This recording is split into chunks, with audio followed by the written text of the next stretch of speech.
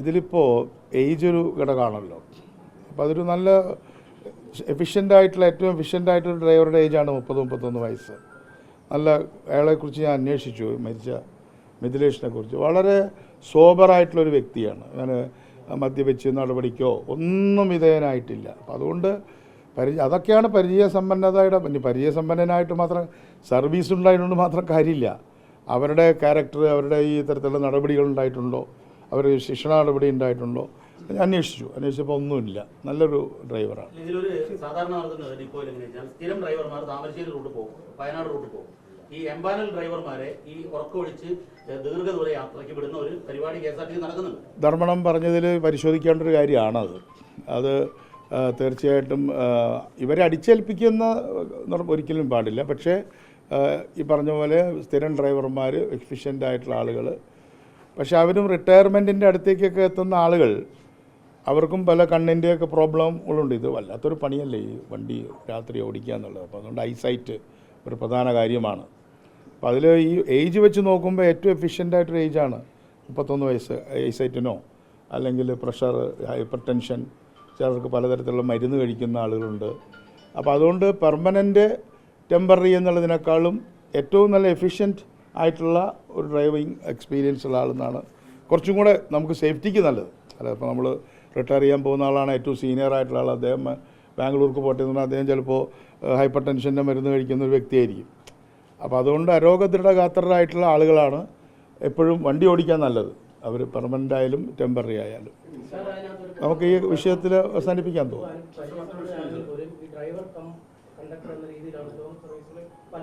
അതൊരു പുതിയ ഒരു കാര്യമാണ്. അത് ഡ്രൈവർ കം കണ്ടക്ടർ.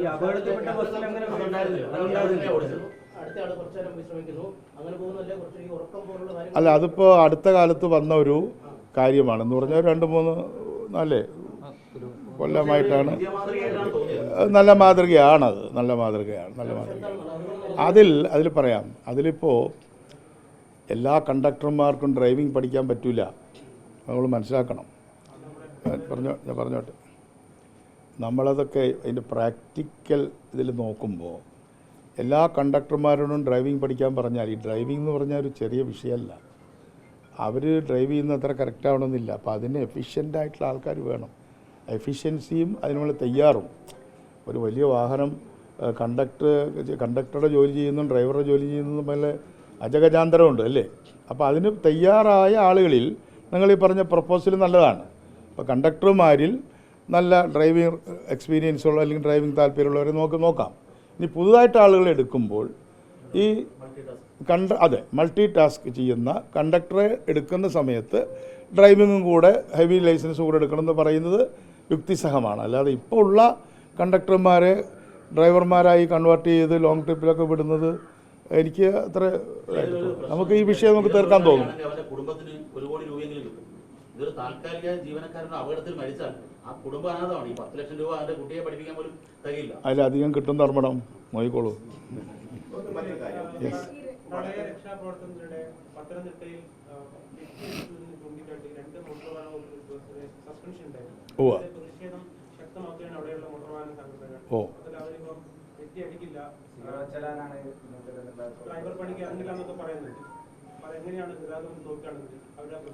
ഗതാഗത വകുപ്പ് വളരെ ശക്തമായ രീതിയിൽ തന്നെ നിർദ്ദേശിക്കുകയാണ് ചെയ്യുന്നത്.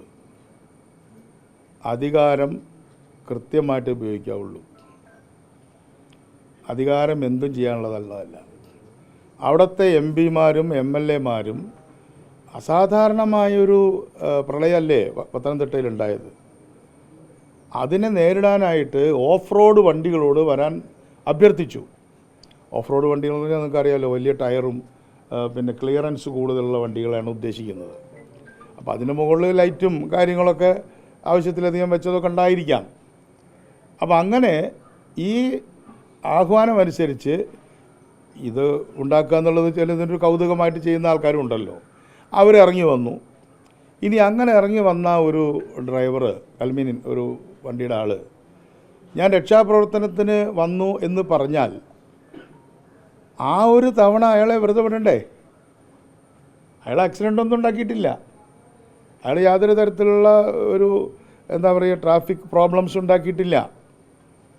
അപ്പോൾ അത് ഉള്ള അധികാരം അമിതമായി ഉപയോഗിക്കുന്നതിൻ്റെ ഒരു ചീത്ത ഉദാഹരണമാണ്. അതിനൊരു താൽക്കാലികമായിട്ടുള്ള എൻക്വയറി നടക്കുന്നുണ്ട്. സസ്പെൻഷൻ ഒരു ശിക്ഷയല്ല, സസ്പെൻഷൻ എൻക്വയറിയുടെ അടിസ്ഥാനത്തിലാണ്. അത് ട്രാൻസ്പോർട്ട് കമ്മീഷണർ വളരെ വേഗം തന്നെ അതിലൊരു തീരുമാനമെടുക്കും.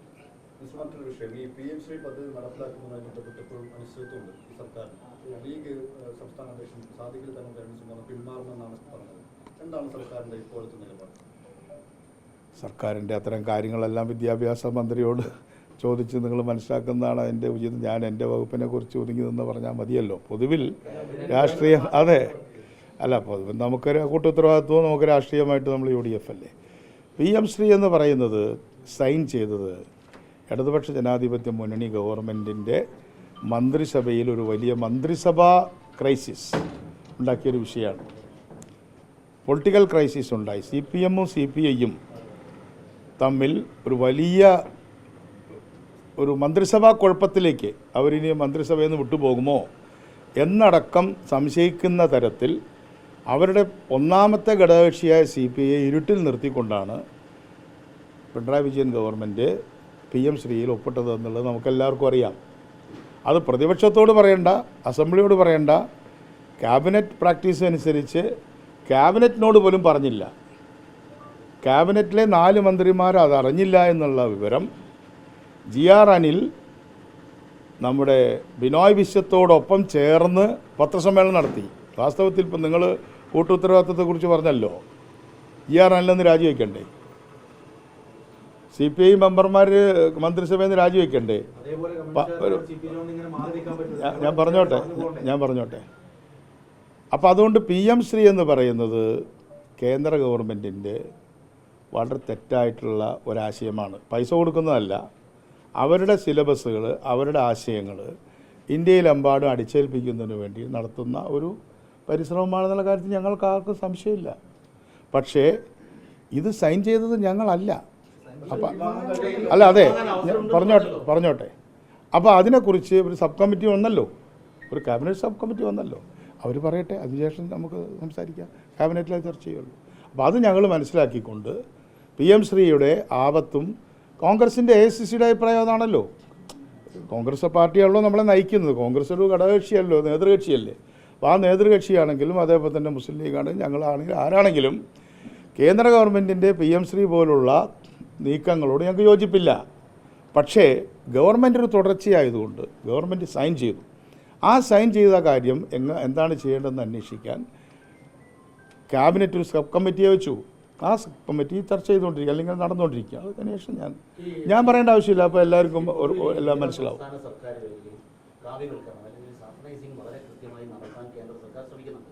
അതിൽ ഏറ്റവും കൂടുതൽ പ്രതിരോധിക്കാനുള്ള ഉത്തരവാദിത്വം രാജ്യത്തെ ഏക കമ്മ്യൂണിസ്റ്റ് മന്ത്രിയായ CPI-ക്കുണ്ട്. എനിക്ക് കാരണം അത് കുറച്ച് ഓവറായിപ്പോയി. സ്വാഭാവികമായിട്ടും PM ശ്രീ ആയി കഴിഞ്ഞാൽ, വന്ദേമാതരം ആയി കഴിഞ്ഞാൽ ഈ കാര്യമൊക്കെ ഇങ്ങനെ സ്ലോ ഡൗൺ ആയിട്ട് ഇങ്ങനെ വരികയാണ്. അതിലൊരു ജാഗ്രത സർക്കാർ പാലിക്കേണ്ടത്. ജാഗ്രത പാലിക്കും. അല്ല, അതിപ്പോൾ ഈ സബ് കമ്മിറ്റിയുടെ മുമ്പിൽ വരുമല്ലോ. സബ് കമ്മിറ്റിയിൽ ഇത് വരുമല്ലോ. ചെറിയ സബ് കമ്മിറ്റി അല്ലല്ലോ വെച്ചിട്ടുള്ളത്. അപ്പോൾ ആ സബ് കമ്മിറ്റി വരുമ്പോൾ നമ്മളത് കൃത്യമാകും. ഇന്നത്തേക്ക് നമുക്ക് അവസാനിപ്പിക്കാമല്ലോ. സംഭവിപ്പ് വരുന്നുണ്ട്. വ്യത്യസ്ത അഭിപ്രായമാണ്. പൂർണ്ണമായിട്ടും പാടണമെന്ന് പറയുന്നത്, പക്ഷേ നേരത്തെ ആ പാട്ട് തന്നെ പാടുമെന്നാണ് ചിലർ പറയുന്നത്. എങ്ങനെയായിരിക്കും? അല്ല, അത് ഞങ്ങളുടെ പാർട്ടിയെ സംബന്ധിച്ചുള്ള മിനിസ്റ്റർ എന്നുള്ള നിലയ്ക്കല്ല. വന്ദേമാതരം വളരെ മനോഹരമായിട്ടുള്ള ഒരു ദേശീയ ഗീതമാണ്. പക്ഷേ അതിൻ്റെ അവസാനത്തെ സ്റ്റാൻസയിൽ അന്നത്തെ കോണ്ടെക്സ്റ്റിൽ 19ാം നൂറ്റാണ്ടിൻ്റെ 20ാം നൂറ്റാണ്ടിൻ്റെ ആദ്യഘട്ടത്തിലൊക്കെയുള്ള സന്ദർഭങ്ങളിലുള്ളതിൽ അതിലൊരു ഭക്തിഗാനത്തിൻ്റെ സ്വരമുണ്ട്. ഭക്തിഗാനങ്ങളും മോശമൊന്നുമല്ല. നമ്മുടെ എത്രയോ ഭക്തിഗാനങ്ങൾ പിന്നെ എന്താ പറയുക, നിരീശ്വരവാദികൾ പോലും വളരെയധികം ആസ്വദിക്കുകയും നിരവധി ഭക്തിഗാനങ്ങൾ എഴുതിയത് വയലാറിനെ പോലുള്ള നാസ്തികരായിട്ടുള്ള ആൾക്കാരാണ്. അപ്പം ഭക്തിഗാനങ്ങളോട് അലർജിയൊന്നുമില്ല. പക്ഷേ അതൊരു സെക്കുലർ സ്റ്റേറ്റിൽ ഒരു പ്രത്യേക മതത്തിൻ്റെ കാര്യങ്ങൾ ആലപിക്കുന്നതിൽ ഒരു തെറ്റുണ്ട് എന്നുള്ളതുകൊണ്ട് ഗാന്ധി, നെഹ്റു അടക്കമുള്ള ആളുകൾ ജീവിച്ചിരുന്ന കാലത്ത് വന്ദേമാതരത്തിൻ്റെ കൃത്യമായിട്ടുള്ള ഇത്ര സ്റ്റാൻസിയാണെന്നുള്ള കാര്യം വളരെ വ്യക്തമാണ്. അപ്പോൾ BJP എന്താണ് ചെയ്യുന്നത് ചോദിച്ചാൽ ഇതിനെയൊക്കെ ഇങ്ങനെ പിൻപ്രിക്ക് ചെയ്യുകയാണ്. അതിൽ മുഴുവൻ പാടണമെന്ന് പറയുക, അപ്പോൾ അതിന് പാടിക്കാനുള്ള സംവിധാനം ചെയ്യുക. അപ്പം അങ്ങനെയുള്ള കാര്യങ്ങൾ വരുമ്പോൾ വളരെ ജാഗ്രത പുലർത്തേണ്ടതായിട്ടുണ്ട് എന്ന് തന്നെയാണ് എൻ്റെ അഭിപ്രായം. എൻ്റെ പാർട്ടിയുടെ അഭിപ്രായത്തിൽ, അപ്പോൾ അതാണല്ലോ ഇപ്പോൾ ഞാൻ ഇപ്പോൾ ഇവിടെ പറയേണ്ടത്, CMPയുടെ അഭിപ്രായത്തിൽ നമ്മുടെ പാട്ടിൻ്റെ വന്ദേമാതരം എന്നുള്ള പാട്ടിൻ്റെ അല്ലെങ്കിൽ ആ ഗീതത്തിൻ്റെ, ദേശീയ ഗീതത്തിൻ്റെ ആദ്യത്തെ സ്റ്റാൻസ പണ്ട് AICC തീരുമാനിച്ച അത്രയും ഭാഗം അത് പാടിയാൽ മതിയെന്നാണ് CMPയുടെ അഭിപ്രായം. റൈറ്റ്. പത്തനംതിട്ടയിൽ രക്ഷാപ്രവർത്തനത്തിന് വന്ന അവർ പറഞ്ഞത് അവർ രക്ഷാപ്രവർത്തനത്തിനാണെന്ന് പറഞ്ഞിരുന്നില്ല എന്നാണ് ഉദ്യോഗസ്ഥർ പറയുന്നത്. അപ്പോൾ കഴിഞ്ഞല്ലോ, അപ്പോൾ അന്വേഷണം ഉണ്ടല്ലോ. യെസ്, കഴിഞ്ഞു, മീറ്റിംഗ് കഴിഞ്ഞു. Thank you. ഉണ്ട് ഉണ്ട് ഉണ്ട്. ഇപ്പം ഇന്ന് ആ മീറ്റിംഗ് നടന്നു. ഒഴിവുകളുണ്ട് വടകരയിലും, അത് ഉടനെ തന്നെ അത് ശരിയാണ്. Okay, thank you very much.